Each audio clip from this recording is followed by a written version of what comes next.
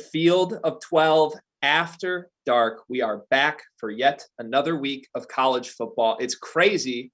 We're almost at the midway point of the college football season. It seems like it was just yesterday that this season was kicking off, and here we are. Teams are getting upset. Teams are still undefeated with big hopes ahead of them, and there's a ton to talk about. We are going to overreact to all of it tonight. I'm Greg Waddell. I am joined by Michael Felder, Max Starks. Max, you looking good as always. How you doing tonight? You know, feeling as good as I can after my Steelers' depressing loss to the Jets. So I'm making it. But you know what? We have college football. My Gators whipped up on Eastern Washington. So it made it all good for a Sunday. At least I got to see two teams play on Sunday at once. Felder, you look playoff ready in the Astros hat right now. Hey, man, listen, I'm just glad they won a World Series, so I'm not going to lose my mind. Honestly, one's enough for me. That's the biggest thing.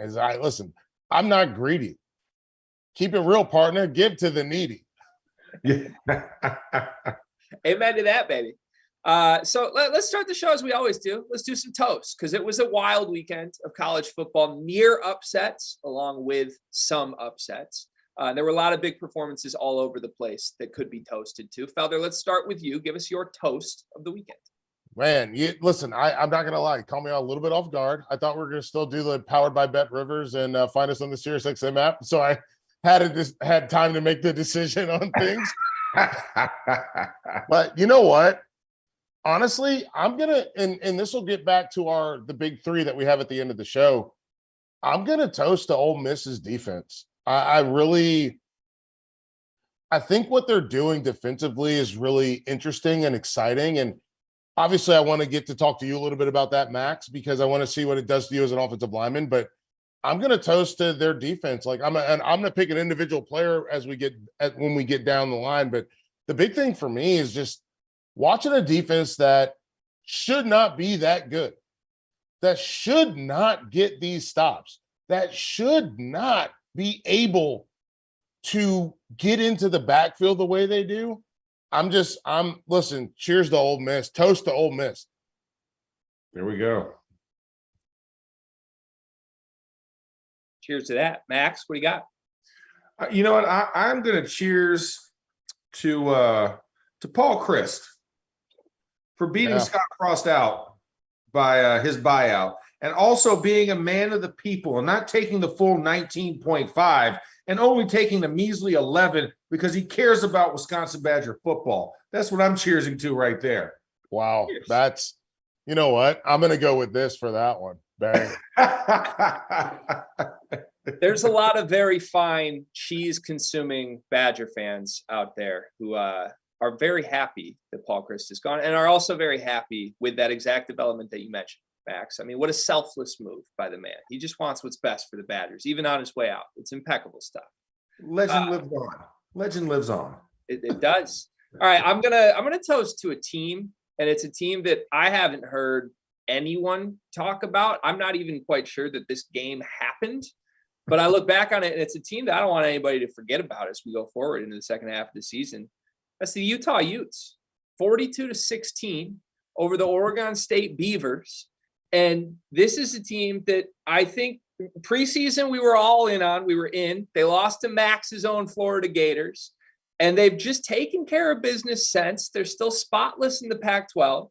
And while USC and the Trojans get all the shine, I thought this was a trappy little game. I thought Oregon State looked pretty good against USC and was going to bring their A game, trying to stay in that Pac-12 race.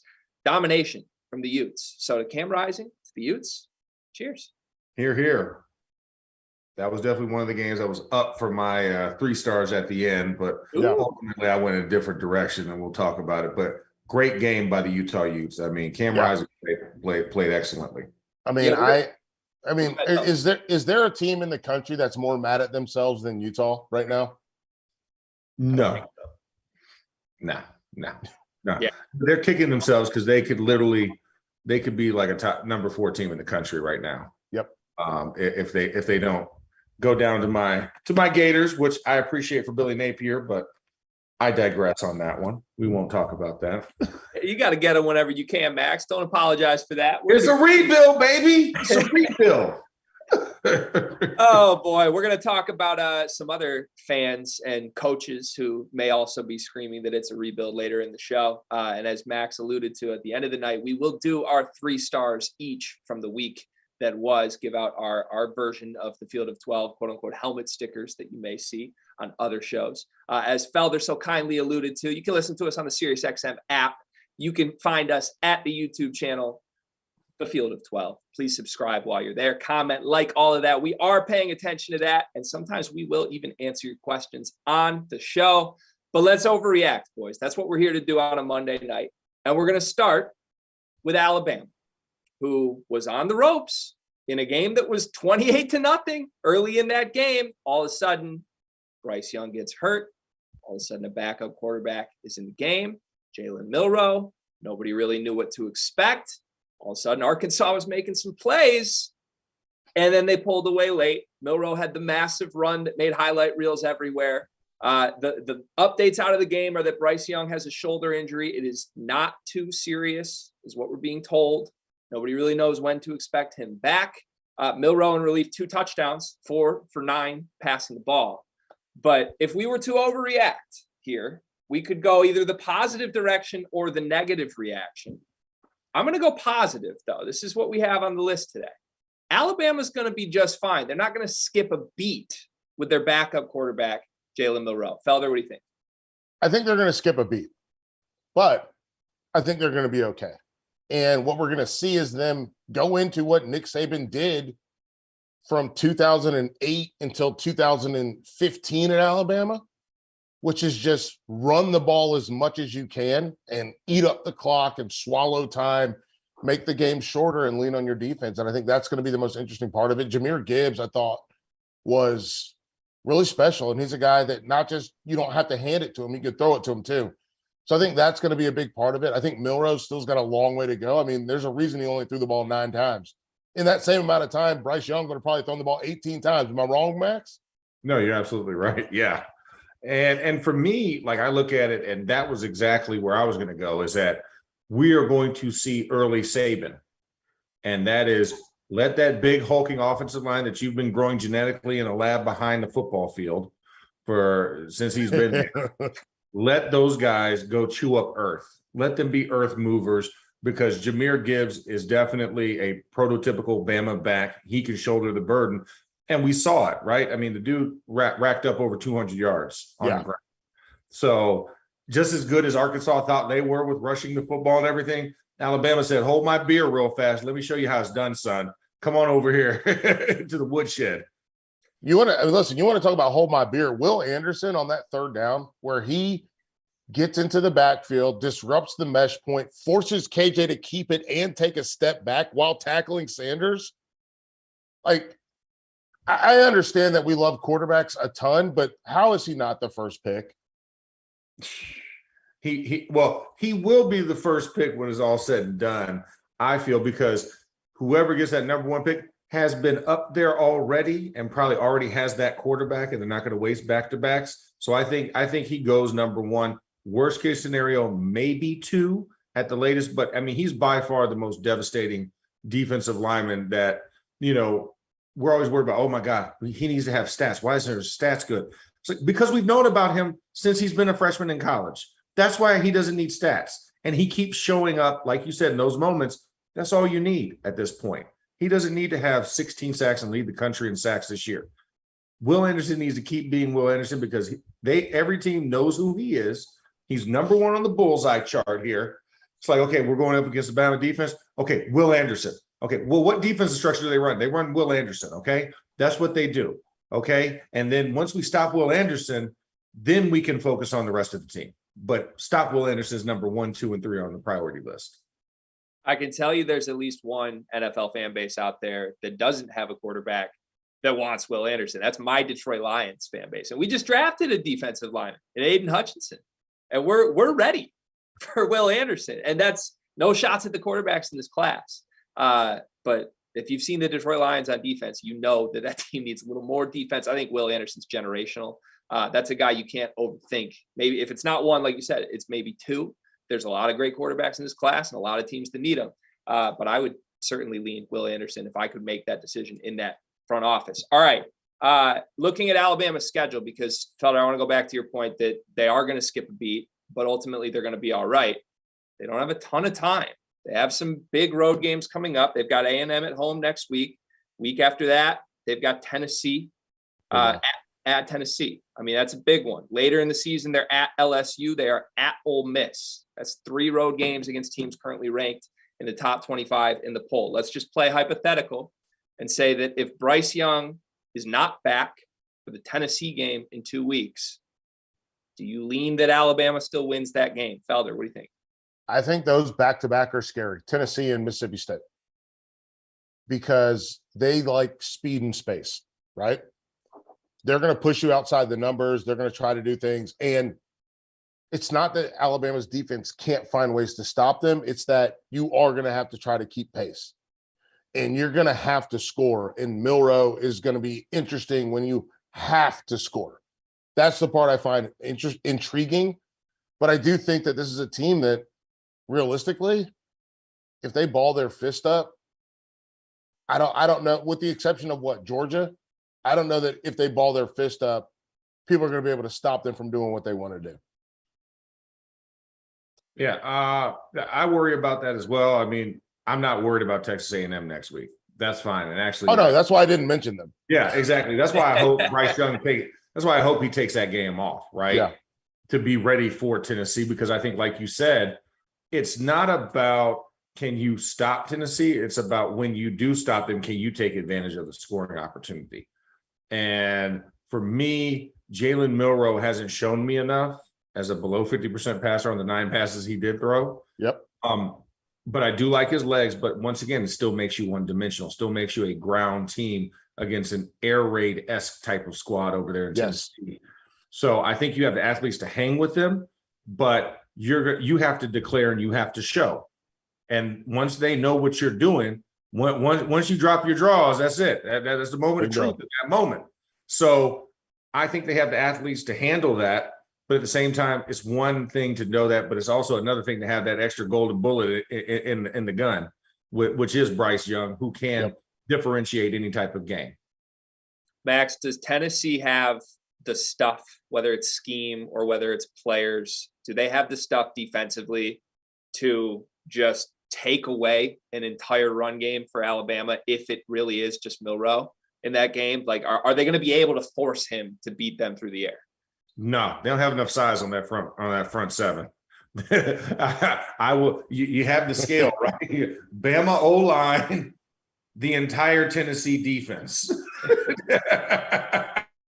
I mean, you're going to have to run a 9-man box, and if you do that, I mean, any quarterback that goes to Alabama, regardless of how many stars, whatever else, Nick Saban ain't taking it. If you can't beat 1-on-1 with a 9-man box and throw a quick press fade to Early or anybody else, no, thank you. I think that's what it's going to take for Tennessee to stop that Bama offense, because they can road grade. And I loved watching it. I hated that Bryce Young went out, but I enjoyed the physicality and the phone booth matchup that it became. No, I agree. I like Tennessee, they're not quite to where, and we're going to talk about this with Ole Miss in a little bit, but they're not a super penetrative defense. They're still a defense that tries to play 1-to-1. Am I wrong? Am I wrong about that, Max? They try to play kind of 1-to-1 and like fill gap and just make sure that they spit, they hammer, they splatter, they do all those things. They're not aggressive, penetrative as a defense. And so if you're not going to do that, I think the biggest question mark is going to be, if they get their hands on you, what are you going to do? And they're going to get their hands on you, and there's nothing you can do. And that's the scary part with Alabama. It's ragdoll, and you're going to play right into their hands, because that line where they struggle is in space. They struggle in space by if you're widening out the DNs, playing ghost 9s, you're playing a wide technique, and guys have to kick out in space. That's where you'll get them, but that's passing situations. In the run game, they just form a wedge, you know what I'm saying, like the Spartan 300s, and form a phalanx, and they just drive forward.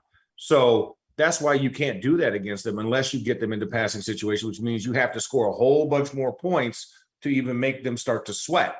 And I just don't know that that's going to happen just because of that defense and Captain Anderson over there with his Captain America shield, just knocking folks out. Yeah, that's why our beloved George Whitfield calls them the Roman army. I mean, they just put the shields down. There's nothing you can do about it. So we also got a classic Nick Saban press conference this week in which he was asked what if they're going to install any packages for Jalen Milroe. And he's like, "You mean the package we already have?" Fantastic clip if you want to see that. But either way, I'm looking forward to seeing more of Milroe. I don't know if he has the arm or not based on what we saw last week. I'm skeptical of that, but I will tell you one thing: on that 80-yard touchdown run, there's not many guys I have ever seen in college that had the afterburners the way that he did. To make that cut to the right, to beat him to the outside, and just sprint to the end zone in a way where he created 20 yards of separation. Quarterbacks aren't supposed to do that. And it's very interesting for me to see an Alabama quarterback have that, let alone we've seen it at other programs that have kind of needed a guy who maybe that's all he's got, but he's the kind of guy who can just do that and keep you in games. To throw that in with Alabama and everything they have on the other side of the ball is fascinating stuff to watch play out. Let's go to a program that caused Nick Saban some friction, some problems over the last decade. That would be the Clemson Tigers. Clemson, two very, very impressive results in the last 2 weeks. The win against Wake, the win against NC State last week. DJ Uiagalelei, 8 touchdowns, 0 interceptions in his last 2 games. Our own Darian Rencher was on Twitter saying that if DJ had played like this at this point last season, the preseason Heisman hype wouldn't be far off. I don't know that I necessarily agree with that. You could talk me into it. Darian could certainly talk me into it. But what I am talked into is my overreaction for Clemson, which is the Tigers are now a national title favorite. Max, what do you think? No, not yet. Not yet. Not enough on the resume. Not enough on the resume yet. You still have some other teams to go through. I think you have to win that ACC championship. You have to do it convincingly. I think what we have seen, though, is that Dabo Swinney is a national championship caliber coach for how he has stuck by DJ through last year to this year. And now the payoff is coming because, to have that faith and to know about the confidence issues and everything else and the shadow that he had to get out of and the struggles they had last year, every other coach would have been like, okay, new 5-star, insert you, DJ. You and Dr. Pepper, go sit somewhere else, enjoy that, or go transfer. But Dabo was like, no, he personally kept that kid, his head in there. And now you're starting to see this Clemson team come of form, a very young team from a year ago that you can see the after effects of getting poached year after year in the draft, guys who are starting in the NFL and being game breakers. You're now starting to see that team start to formalize again. And I think that's what it is. You look at the defense, and then DJ's now complementing that defense and making it, and they're now playing off of it. Offense begets defense, right? And defense begets offense in those situations. So I think they're number 5. I don't think they're top 4 yet. Wow, still outside the top 4. Yeah. I'm interested in that. Felder, you're smiling. Do you agree? Well, no, I'm flipping it back to you. Okay. Are you saying that they are a contender because of their schedule, or are you saying it because of how they play? So I think that we had this point made on the Saturday night show. I don't know how much you guys saw that or any of the watchers or listeners saw it, but you can watch us on After Dark after the games every single Saturday as well for the remainder of the season. And I thought a very good point was made that relative to all of the other quote unquote contenders, Clemson has done the dirty work. The biggest tests are not ahead of them. And I know you can look at the schedule. They got to go at Notre Dame. Sure. They've got Syracuse, Miami. I mean, those are games that could get dicey. They're at Florida State. It's probably the toughest, although Florida State looks vulnerable after the last week. Sure. But to me, like, Clemson has already gotten the A+ grade on the 2 tests. And I look at the schedule. I don't think they're going to lose a game. I think we can pencil them in for the college football playoff right now. And relative to my expectations and what I thought of this program, I was pushing Darian in the preseason. I didn't expect that. I didn't think this team was going to win the ACC. I didn't think DJ had what he's shown in the last 2 weeks at all. And to your point, Max, they're playing complementary football. That's what they did in this last game. that really impressed me. It wasn't like they needed to go and win a shootout. It was the offense was playing into the defense and vice versa. So that's where I stand, Felder. So they won a shootout, the Wake game. Yep. They won a game where they did play that complementary football. And then obviously they won games where their defense was basically dominant. I'm very curious to see how this defense continues to grow, because we spent so much time talking about DJ Uiagalelei, and I don't think we spent enough time talking about this defense that has a lot of really good pieces, but those pieces have to work together. And obviously I understand Brian Bressie had an issue that was separate from the previous passing of his sister. So he had another issue. So they've got to still get healthy and get things together on defense. So the big thing for me that I'm looking for from Clemson is, what does this team look like when they're whole? What do they look like when the entire team is together? But I think that they are a contender. I think that they are a team with a path that seems like we can get there. And it's also a team that seems capable of taking that route, taking the path that's laid before them. And that's the difference for me between, I almost said Oklahoma, but goodness gracious. Might be a similar result. Anyways, no, go ahead, please. But no, but I think they have a path that they can actually take, and they can walk, and they can get those dubs. And I think that's going to be let me put it this way. I think they'll be there at the end. I think that's fair. Where would you stack rank them? I'll put you on the spot quickly, Felder. Where would you stack rank them with the beasts that are ahead of them right now, being Georgia, Alabama, Ohio State? I'd go 4. Okay. Same with you? Or, Max, you said outside of the top 4. Who do you have above them that's not in that group? I think Michigan's still until proven later. Stop it.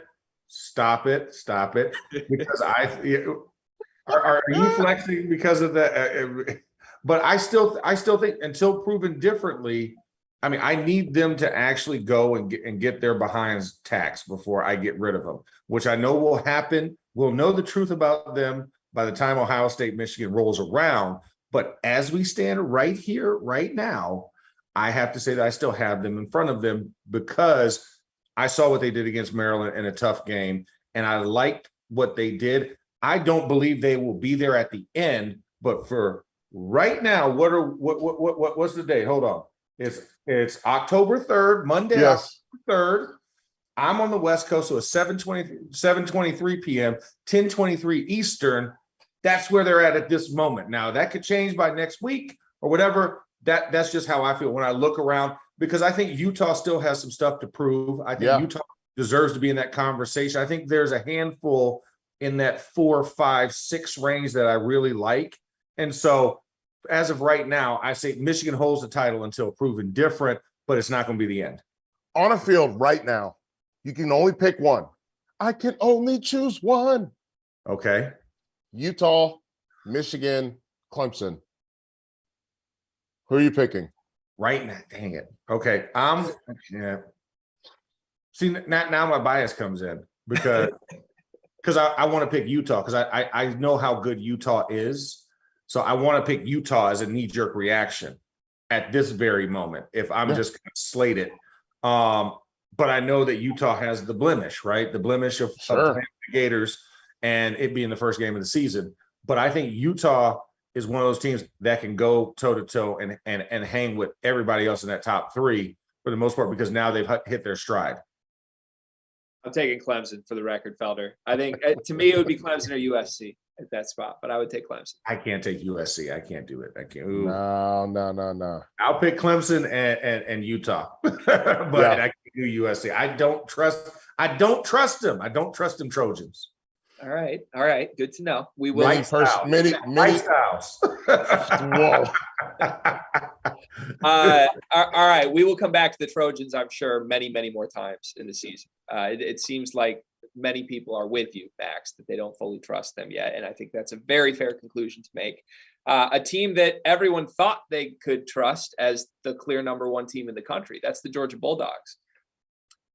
I don't even know where to start with this. On the ropes to Missouri, and not just on the ropes in this is a dicey 1-score game or anything. No, they were down 2 scores in the fourth quarter of this football game. Yep. And they came back and won by 4 points, 26-22. But this is now back-to-back weeks with Missouri and was it Kent State? 22 points given up by the Georgia defense to those two teams. So here's the overreaction, and we'll go back to you, Felder, first on this one. Georgia will not repeat as national champions. We've seen enough with this football team to know this is not going to be a back-to-back thing. To be fair, I didn't think they were going to repeat coming into the season. So I'm just going to say that. Like, this isn't, I don't even know if this is an overreaction. This is just I didn't think they were going to repeat anyways. But the thing that's kind of scary to me is, again, that speed and space. And that touchdown to the corner from Mizzou with the play action, the clear out over the top, and then the tight end wide open. Somebody's not talking on that defense. You know what you don't have? Lewis Seen, Nakobe Dean. Somebody's not talking over there. And that's the part that gives me pause. That's the part that gave me pause coming into the season. So we'll see what they're able to do, but I think that talent-wise, they certainly are one of the top 3-4 teams in the country, but I'm not sitting here being like, yeah, they're a shoe-in to win it again. Max, is that crazy? Because you saw that touchdown. Yeah. No one knew where that guy was. No, they had no clue. It's like he stepped off the sidelines after the play was called and just ran in there. And they're like, oh, we counted everybody else. Yeah, I was like, you must have counted somebody twice on the offensive line. I don't know. You thought they had 6 linemen and you forgot they had an extra receiving guy there. I don't know. But you're right. I mean, that's the one thing that I saw and why, I can agree with this overreaction that, yeah, I didn't expect them to be that team this year. And they have surprised me when seeing them live against South Carolina. Sure. But like you said, since then, you have to do the amazing to pull these games off. I mean, this is a team, remember we were talking about last week about that Auburn Mizzou game and the debacle and kerfluffle that was? Yes. About nobody wanted to win that game. And then if you're Mizzou, you lost by 3 to Auburn, who Brian Harsin will be gone by the end of this year. Yep. And you now take Georgia to the hilt, and you only lose by 4. They've lost by a combined total of the last 2 games by 7 points. One of them happens to be the number 1 team in the country. Yep. And that's where I worry about Georgia. Georgia's showing the cracks in the armor. They're showing that we can't really do this. And you saw it when Brock Bowers doesn't score. This is a different team. Wow. Like, he can be explosive. Wow. A team realized that Brock Bowers is on the team. Yes, actually. And they covered number 19 and they didn't let him just get the ball and run crazy. Wow. What a thought. Yeah. Science at its finest. Felder, you summarized it very cleanly for me. Like anytime you lose what Georgia did to the NFL, I think, like, in a weird way, we all should have seen this coming a little bit, right? Like, you don't just fire on all cylinders as a new group, even if the talent is there. Like, it's going to take a little while to get back to the level that Georgia was at the end of last season, just off of the bodies that are gone alone.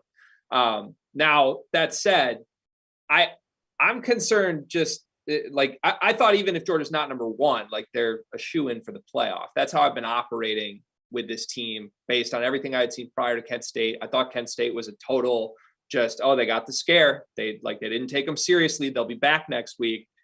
You come off of Kent State and play the way they did against Missouri, leave that door open for that kicker to bang 50-plus yard field goals, and all of a sudden the bright lights are on and it's 10 p.m. Eastern and you're down 2 scores. It says something about, like, their fortitude to finish that game and find a way to grab it back. But I think it says more about the fact that they were even in that spot, in a spot where they were already on red alert after the week before, right, Felder?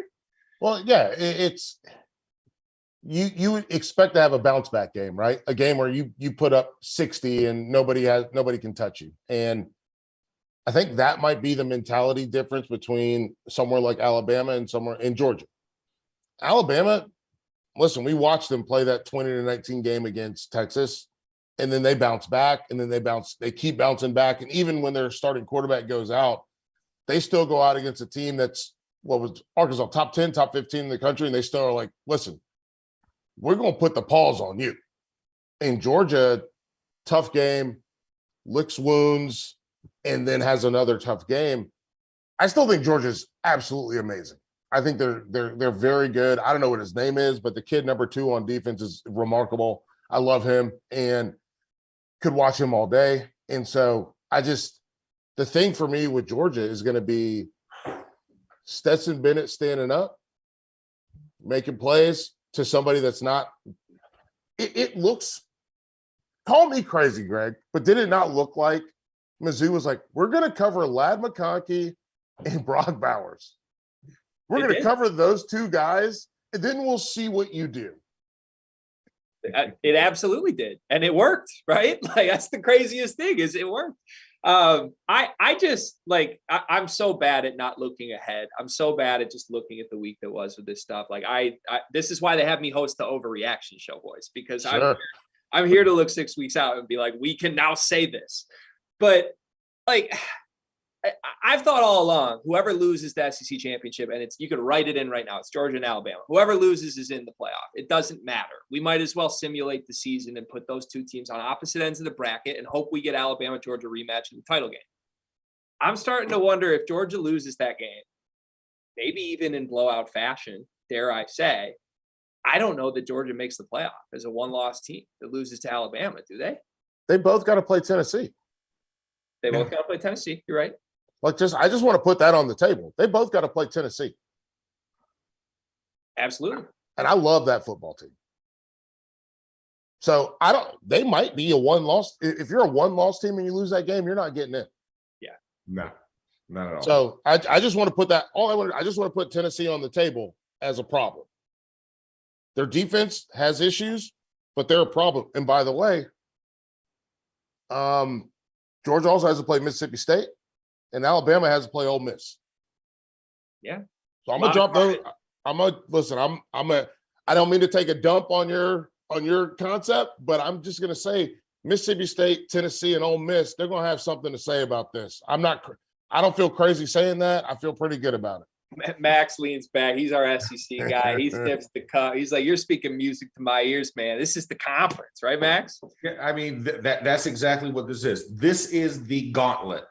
Whatever else anybody else wants to say about anything else, like you said, Michigan, Patsy Path, right? Utah has to deal with USC at some point. Wait. Patsy Path?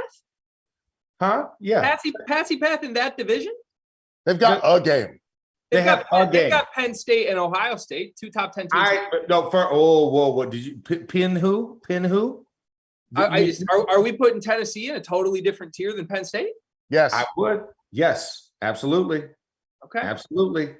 Because these dudes score points in bunches, and they went into the state of Pennsylvania and pulled out a victory already. And they get us a pretty good team. Yeah. Are we sure it's that hard to beat? I know they did just lose to Georgia Tech. Yeah. Are we sure? But it was a reinvigorated. They fired their coach. They were playing the differences. They weren't playing small ball. And trust me, after being in Acrisure Stadium less than 12 hours after that thing finally ended, I understand. I'm like, listen, it was miserable. I get it. Pitt, I mean, people were walking around the city just heads hung low, and then you go to the Jet Steelers game, and then you just get double whammied. So I'm pretty sure we're in crisis management mode in the city of Pittsburgh in Allegheny County. So I already know Rob Doster's going to yell at me for this, but I'm going to be on the Best Bets show, our betting show we do every Thursday on Field of 12, and I'm going to spoil my upset pick right now. Tennessee loses at LSU this week, fellas. Woo! You heard me, Felder. You heard me. You're giving me the eyes. You heard me. This is the classic look-ahead trap spot for the Vols. I think you're right and wrong. I'm going to say this. So Matt House, the defensive coordinator for for LSU, he was the GA when I was at UNC. We used to argue. We used to fight like cats and dogs. And as a walk-on who wasn't even getting in the game, he and I were just like boom, boom, boom, boom, boom, because I had to run the walkthrough. and he didn't like the way I did motion. And watching him ascend to being, what is LSU, top 5? Top 10 program in college football? To see him become the defensive coordinator of that after where he started from, I love it for him. But I do not think that they're going to get a win over Tennessee. All of the compliments, all the nice things. And no, right off the cliff. Max, am I crazy? Am I crazy on that call? Tennessee's had a week to get over the Florida victory. It's different if you catch them right after. That's letdown time. That's 7 days prior, at post a big emotional victory. Yes. But you gave them a week off to rest, and you gave Josh Heupel an additional week to game plan. Yes. That's why I don't think, and this LSU team, even though they have amended some of the wounds of week 1 and that whole travesty in New Orleans that I was there to watch personally against FSU, I still don't trust Jaden Daniels to score points consistently in bunches, even against this Tennessee defense. I think they match up very well with what LSU has offensively, defensively. And I think the offense is the X factor. And give me Hendon Hooker twice on Saturdays. Yeah, there's a difference there, no doubt. All right, we went long enough in the show before talking about my country. That would be Big Ten country. And before we pivot to the firing of the week in Big Ten country, because one of them's happening every single week these days. That's what happens. Reminder, you can listen to us on the SiriusXM app. If you're watching us on the YouTube channel, please click subscribe to the Field of 12 YouTube channel as well. Paul Chryst is out at Wisconsin. He had 8 straight winning seasons at Wisconsin, and he is out at Wisconsin. Who knows if they were going to end up with a winning season this year? It certainly didn't look that way. If you saw the videos from the saddest jump around ever in Madison history, I mean, that entire fan base was out on the Chryst era. And even if people say he's a good guy, they were ready for that to end. But this is an interesting job because a lot of names have been floated, and it could go a lot of different directions. They could go splashy hire. They could fire the money cannons. I don't know what type of money, cheese money is in Madison, Wisconsin right now, but we might find out. But this feels very Bo Pelini-y to me. Bo Pelini had a bunch of winning seasons at Nebraska. Bo Pelini was fired. Here comes the Golden Boy. Here comes Scott Frost. How did that work out?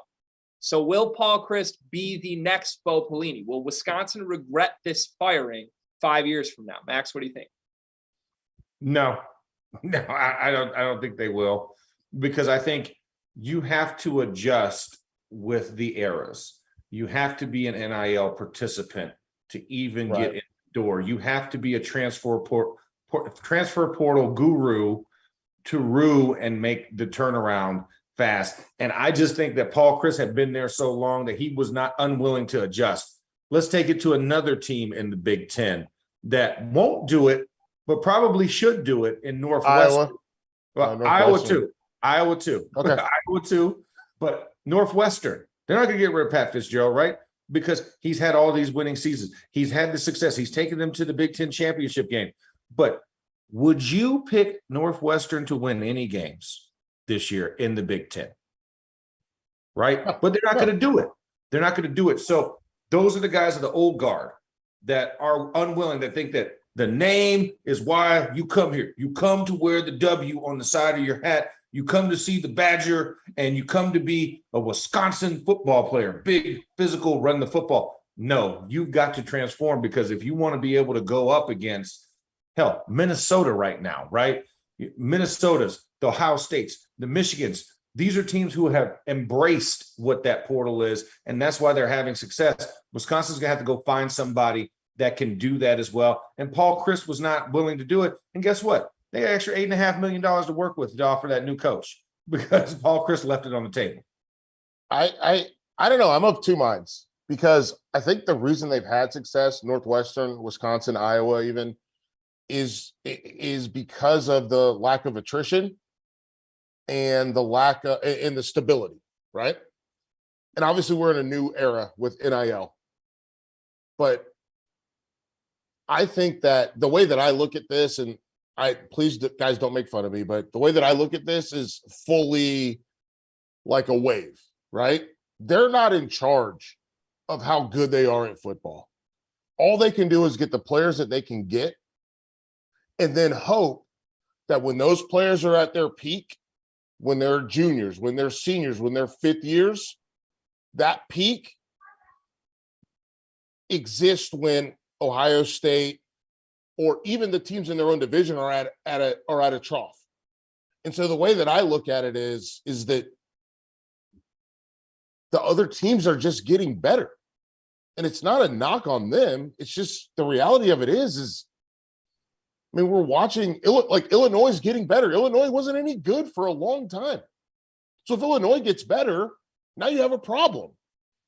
And I don't know if that problem gets fixed by hiring a different coach. What are they like? Max, let me ask you this. What are they going to do? Change their entire strategy when it comes to football? Not NIL. But the way they play football, you think they're going to change their entire strategy when they play football? They're going to go become a spread team. They're going to become a team that does speed and space. Like, they can't do that. As currently constructed. But we know transfer portal can change that within an offseason. So why would a kid that is good at speed and space go to a place that hasn't had it? Obviously, unless they hire some guy that's got it, but they're not going to hire Lincoln Riley. No, they're not going to. And Lincoln Riley's already spoken for, and he will be in the Big Ten. So you won't be getting him. But I think that's what you have to plan for. We have USC and UCLA coming. Yes. One of those teams is going to have to be in the West, right? And if we believe the rumblings of what else is on the precipice from the Pac-12 to come over there, you need to adjust. Right. You can't have this traditional mindset. And because of the transfer portal, you have to either come from ground and pound, run it down, right, to NFL style. That's the medium. Okay. It's an NFL style offense, pro style. And then if you want to go further down that rabbit hole, you get to the spread. You get to area. But right now, I think find more NFL style, professional, multiple the ability to throw the football. Yeah, vertically, not horizontally, because that's what they did. Yes. Throw it vertically. But also, it's not just the ability, it's the desire. Yeah. And that's the part that's the part for me that I don't know how they're going to get there, because the desire is more important to me than the ability, because if you don't have the desire, you'll never have the ability. And that's what we're watching with a team like Michigan, right? Like they're in and out. You can't have one toe in the water when it comes to pushing the ball vertically. That's got to be who you are from an identity standpoint. And with Wisconsin, I don't know. I think that they've built this identity of we redshirt guys, we wait for them to be third and fourth year guys, and then we're ready to go. And those guys go to the NFL and this works. And I think that's the hurdle they have to get over. I don't think that's crazy to think that this is going to be really hard for them. And I don't know who they're going to hire. So I want to jump in right there. Let's play who would you hire? You're Barry Alvarez. I mean, I don't know who you can call, because to your point, Felder, who's going to go to Wisconsin? Is the speed and space guy really going to go to Wisconsin? Is Lil Wayne going to make a country album? That doesn't make sense to me, right? But if you're Barry Alvarez, with the extra $8 million that you just acquired from the proceedings of the last 2 days, who do you call, Felder? Dave Clawson. Ooh. I call Clawson. That Clawfence, it meshes with kind of a joke, but it fits in with what they can do and what they want to do. Who do you got, Max? That's the thing. I mean, I looked at this and I was trying to think, I'm like, man, where could you go and get a guy? And you know what's funny is I doubt he would ever want to come out. But for me, knowing his personality and being around this coach personally, I would love to see another opportunity for Charlie Strong. Sure. I would like to see that, because you get the defensive emphasis, which is the physicality that you've brooded over, but he's also flexible enough mentally to want to be able to be multiple on offense, because he understands from Big 12 and SEC experience what that does to a defense. And especially when you're talking about big, slow moving clodhoppers, that is something that I would love to see that. And that's my That's my spitball shot in the dark when I'm thinking mindset. But I would not mind that at all, that type of caliber. I'd like a defensive-minded coach that comes in but understands his weakness and going and getting somebody who thinks outside the box offensively. Because I don't think a guy like a Kendall Browse can handle that at all. And when I'm thinking of other nuanced coordinator types, there's nobody I really see as, oh my gosh, it's not like a Brett Venables is sitting out there that Brett Venables got taken up, and I think, could Matt Rule potentially be fired this year and be on the block? Yes, he could. Yes. That would be another intriguing one if you want to go get a Matt Rule. So, but it just does not flipping off the top of my head, but that would be my two names in the hat right there. I would love to see a Charlie Strong get another opportunity. I think he would get the time he needed outside of Texas. Then also Matt Rule will be disavowed from the NFL after his plan failed. I was going to say I'm from Charlotte. The headline in my hometown paper from the op-ed guy was, adopt a pet, get a new hobby, do anything but watch the Panthers. You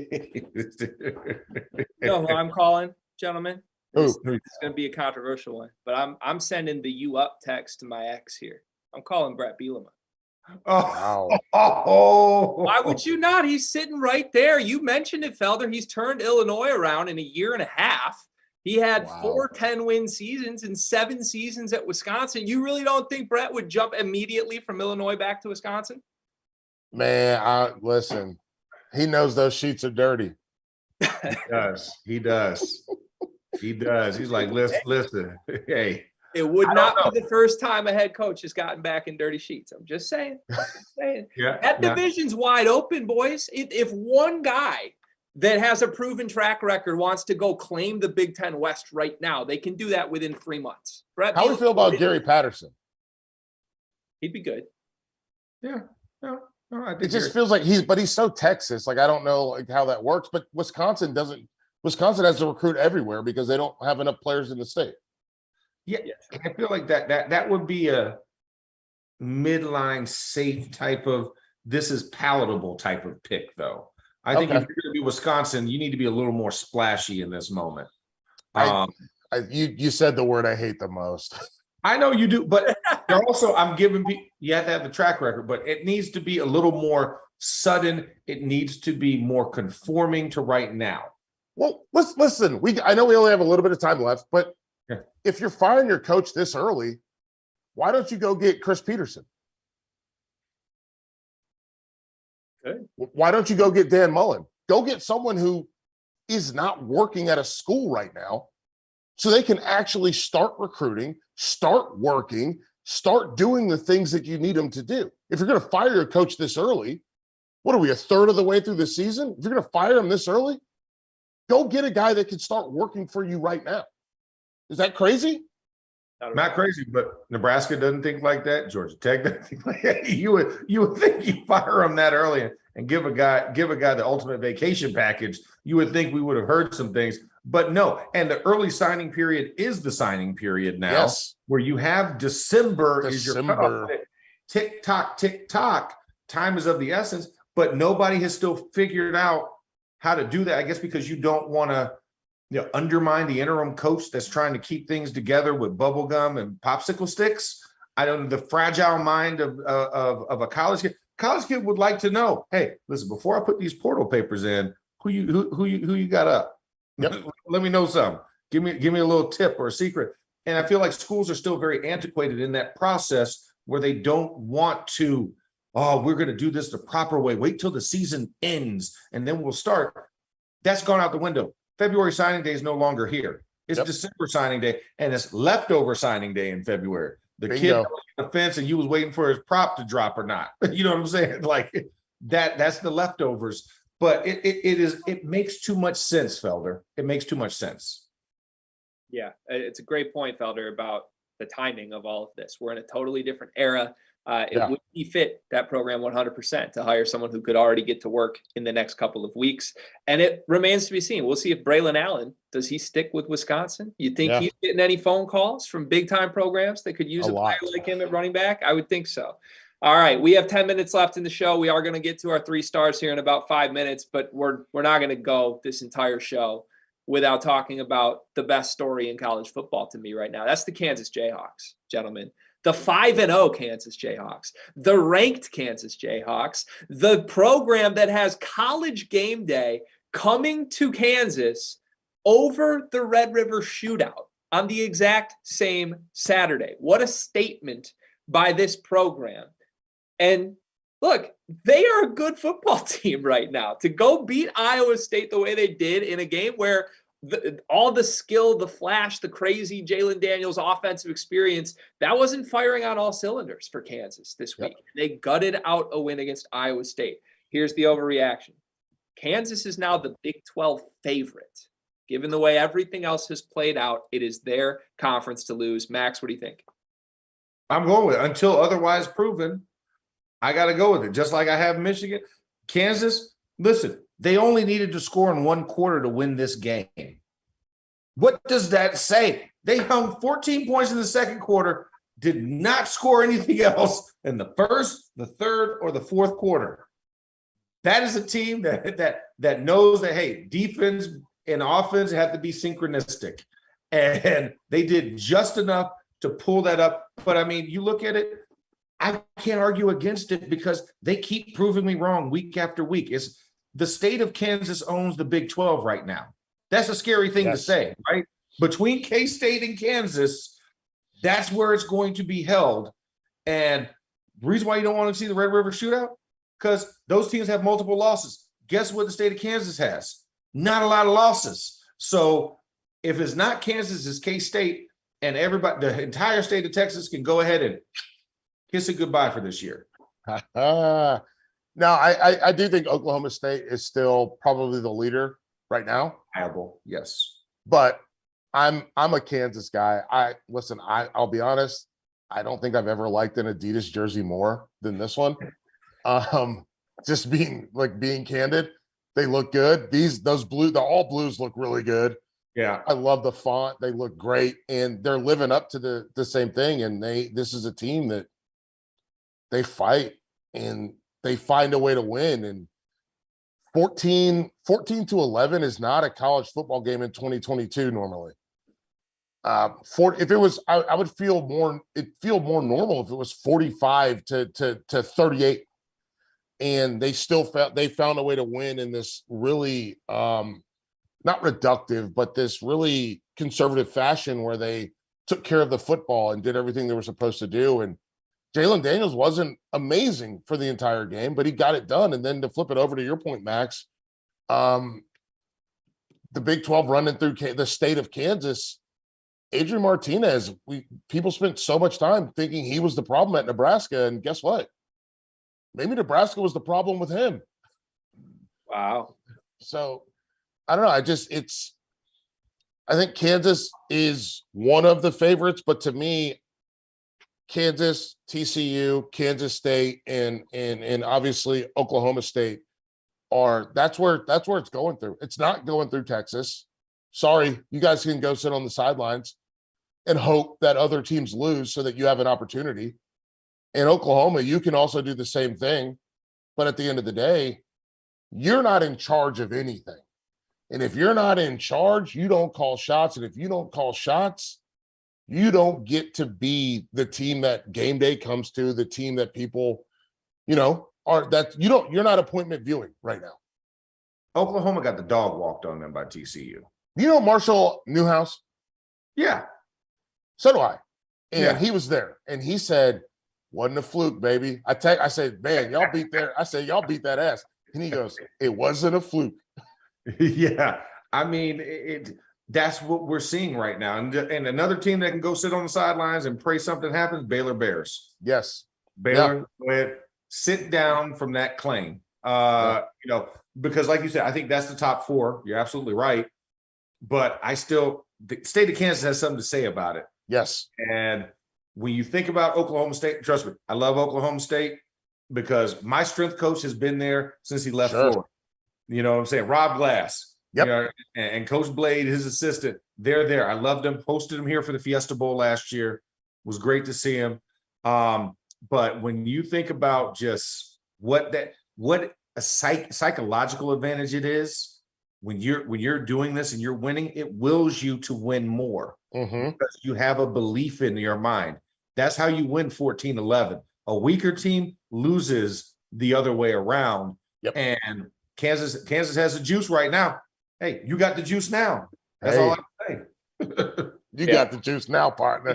They got more than enough juice. If you watch that team, one of the funnest teams to watch in the country. And schedule-wise, they get Oklahoma State at home November 5th, late in the season. There could be big implications there. TCU coming to game day. I mean, that's going to be absolutely massive. And another spot, yet again, where I feel like TCU isn't the story. And if you're buying that TCU, it was not a fluke, like you guys say, I mean, they get another chance to do that on the broadest televised spot that they could in the entire sport next week. So we'll see what happens. All right, let's get to our 3 stars of the week, gentlemen. Again, thank you to everybody watching, listening. You can listen to us on the SiriusXM app. We are here 5 nights a week, Monday, Tuesday, Wednesday, Thursday, and Saturday night. You can watch us on the YouTube channel, The Field of 12. Please subscribe, like, comment. All of that helps us grow the show. We each have a quarterback, a skill position guy, and a defensive guy who is our star of the week. We'll go Felder, and then we'll go Max, and then we'll go myself. Let's go through quarterbacks first. Felder, who you got? I'm going to go quarterback. Adrian Martinez. I know he was 12 for 19 for like 116 yards, but 171 on the ground, 3 touchdowns. Come on. Kansas State. Like, what do you want him to do? He did everything you asked of him. So I got to go that. You want me to do all 3, or you guys want to go quarterback to quarterback? We're going to go quarterback to quarterback. There we go. Next. All right. I got to go with the guy that took down the Washington Huskies. I got to go with DTR, baby. Dorian Thompson-Robinson, 24, 33, 315, and 3 tutties, and got one on the ground. This was something that I think we kind of forget about, some of those forgotten quarterbacks. And I thought Dorian Thompson-Robinson went out there and won the game like he was supposed to. Yeah. We've all been waiting for it. Yeah. Yeah, he outplayed Michael Penix after Penix was the guy getting all the hype. And, I mean, that was a close game late, but it was not a close game for much of that game due to how DTR played. I'm staying in that same conference, Max. I'm going Bo Nix. I have been just begging Bo Nix to just be consistent for his entire career. And I've made plenty of jokes at his expense that he's just not capable of doing that. Well, he's starting to do that. He had 4 total touchdowns in this game against Stanford, 2 on the ground, 141 yards rushing for Bo Nix. He's right now is a guy that can carry this Oregon offense to wins. And don't forget about the Ducks. They had the blowout loss to Georgia. Don't forget about the Ducks in that conference. All right, Felder, who's your skill guy? I'm going to UCLA again, baby. Jake Bobo. I don't know if he is technically a wide receiver, but he's like he's doing a lot of the same stuff that we saw Greg Dulcich do, which was a kind of like a hybrid wide receiver tight end mode. 6 for 142, 2 TDs. I mean, I love the way this kid plays, so I got to throw him on the list. Well, for me, sticking back with the bread and butter, baby, I'm going back into the SEC. Jahmyr Gibbs. Once again, when you got 200, your quarterback's down, you said, chalk it up, baby. It's on me. And he went ahead and did the thing. I got Jahmyr Gibbs. All right, I'm going Blake Corum, a.k.a. the Constant for Michigan. He's been in that running back room since they had Zach Charbonnet, who's now at UCLA. He's split carries with Hassan Haskins, and all he's ever done is outwork and win snaps from every guy he's been put up against. Now he's a workhorse. Now he's getting 30 carries in a game. What better guy could a young quarterback like J.J. McCarthy have next to him to go into a stadium like Kinnick and just kind of control that game from start to finish? All right, defense, Felder, who you got? I'm going with Austin Keys, Ole Miss, linebacker, kind of do everything, gadget piece, guy that got a couple tackles for loss, couple sacks, and just found a way to kind of knife into that backfield. When the next time you and I are on, Max, I want to talk to you about what this does to a team, the way that they use these little guys moving all over the place. Yeah, no, next time we will definitely talk about it because I have references for that. My pick, I picked the entire Mizzou defense. I know it was a loss, but I thought they gave the secret plans out to everybody else that's going to play Georgia on how to attack and neutralize that offense by, like you said, watching Conkey and watching Bowers and letting Stetson Bennett have to beat you in those situations and let Stetson Bennett be Stetson Bennett. That's why I picked the entire Mizzou defense. Cheers to them. This is my first time ever doing a duplicate star. My second time this season he's won for me. Kobe Bryant, Kansas. He stole a receiver's towel mid-play and got the interception. He's leading this Kansas defense. He's a dynamic player on that side of the ball. Put some respect on him and the Jayhawks names. We thank everybody for watching the show. Felder, Max, it is always a pleasure. I had a blast with you guys. We will be back tomorrow night here on